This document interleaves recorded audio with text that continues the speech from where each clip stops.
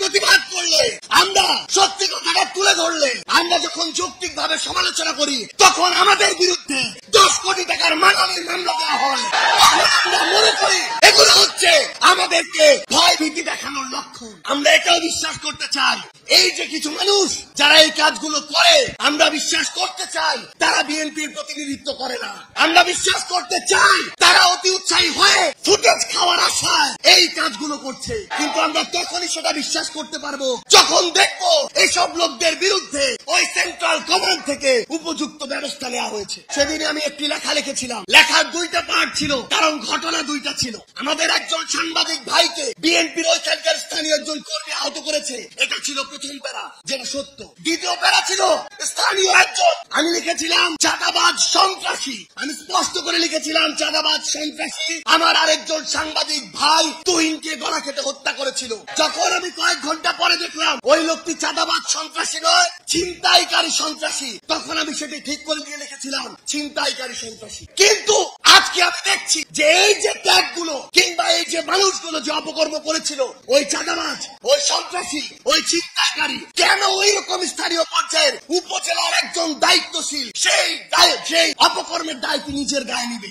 এটা তো আমরা শুধু বিএনপি নয়, কোন রাজনৈতিক দলকে উদ্দেশ্য করে বলিনি। আমরা মনে করি যে কোনো একটি অপকর্ম করে তার সবচেয়ে বড় পরিচয় সে অপকর্মকারী।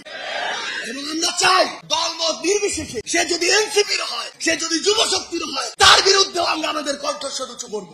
আমরা আমাদের মিডিয়া যারা ভাই আছে, আমরা দেখেছি কয়েকদিন আগে কিভাবে মিডিয়া আবার ওই 5ই আগস্টের পূর্বের যে রূপ, সেই রূপ যে কোনো সময়ে উদ্দেশ্য প্রণোদিত ভাবে দেখাতে পারে। যেই লোক বাংলাদেশে তো নয়, বাংলাদেশ থেকে প্রায় 13,000 কিলোমিটার দূরে ওই ওয়াশিংটন ডিসিতে বসে থাকে, এই মিডিয়া সেই লোকের সাথে আমাদের মিটিং করিয়েছে।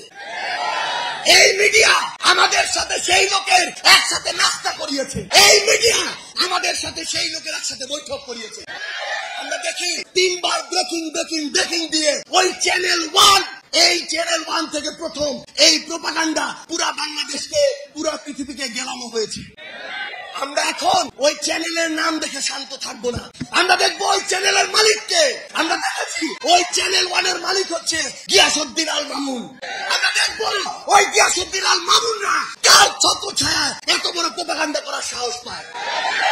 আমাদেরকে মিডিয়া কর্মী এইটা পর্যন্ত বলেছে, ভাই আমরা কনফার্ম উনি দেশে নেই, কিন্তু উপরের চাপ আছে, আমাদেরকে ব্রেকিং দিতে হয়েছে। আমরা সেই সকল head of multimedia, head of news, ওই প্রডিউসার, ওই মালিকদের বলতে চাই, এই বাংলাদেশে এসব অপকর্ম করে আপনারা আর পার পাবেন না। আর আমরা ছাড় দিব না, ওই গোড়ায় গিয়ে আমরা হাত দিব। আমরা আরেকটি কথা স্পষ্ট করে বলি, আজকে নাকি সিআইডি কে তদন্তের দায়িত্ব দেওয়া হয়েছে। সিআইডি কে তদন্ত করতে বলবো, যেই লোক বাদী হয়ে এই কাজ করেছে তার আমলনামাটাও একটু যাচাই করবেন।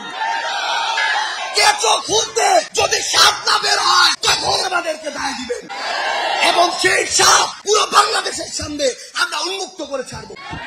আপনাদের সাথে আমাদের আবার দেখা হবে লড়াইয়ের রাজপথে।